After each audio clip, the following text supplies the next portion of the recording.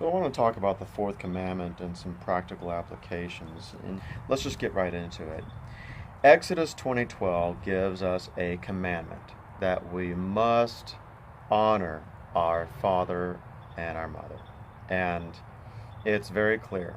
Now, that doesn't necessarily mean that our father and our mother are doing a great job of being a father and our mother, but um, St. Paul says something to fathers as well. He says, "Fathers, provoke not your children to anger." And, so that is something that they'll be judged upon. But for children, it is also incumbent upon children to not overflow with anger towards a failing parent, or a parent that makes a mistake, or a parent that makes many mistakes.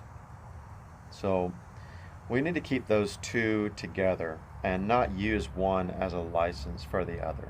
If a father is provoking his children to anger, or his child to anger, that's not licensed to be dishonorable. We're still, two evils don't make a good. So a little disclaimer here: not every situation is the same, and there are terrible, horrific parents in the world out there. So, I don't want this video to be taken as some kind of a heartless video that just says to do this because the Bible says so. But I do want this to be an opportunity for examination, with regards to what's going on in my life, and is everything in order the way that it ought to be. There are no perfect parents. The only sinless parent was the Blessed Virgin Mary. But there are some absolutely horrific parents that have no business being with their children. So all of that, taken into account.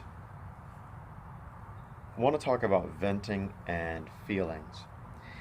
It often is perceived that, we need a place to vent our feelings, and to some degree that is obviously the case. We need to have our confidants. We need to have those people that we can just pour our heart out to. But we need to be careful about that, because there's definitely some limitation to that sort of an activity. We often can possibly find ourselves doing things that are bad when we're, letting it out, venting out those feelings, and definitely that could be the case with regards to our parents. So what we need to keep a guard on is, if I'm venting, is that venting relieving my anger? And if so, is it relieving my anger at the expense of someone? If that's the case, then something is not right. Something needs to be worked on there. Is it not actually decreasing my anger at all? Is it just making me more angry? Is opening that faucet just a faucet of gasoline to a lighted flame? If that's the case, something's not right there. There needs to be some work. That's not, and that's ultimately not a good avenue for expressing your feelings. Something's got to change. If we're just, spending our time boiling in anger, it's not going to end well. And on top of that, it has us overly focused on the faults of another person rather than focusing on my own faults. You got to understand, the apple falls not far from the tree. And if I spend so much time focusing on the fault of my parent, then there's a great risk of actually continuing those same faults without realizing it.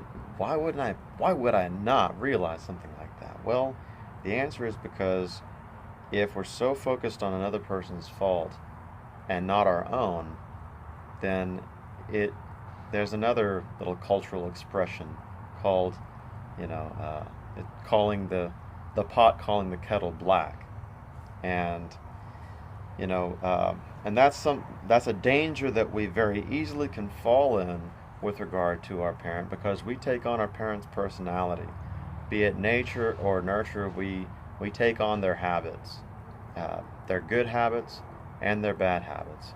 So what this video is really about is about keeping an eye on how we're reacting to things that make us angry.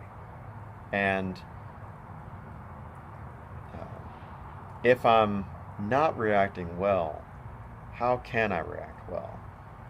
You know, if we're just eating our parents alive in our conversations with people, the way that we can combat that, which it's wrong, that's wrong.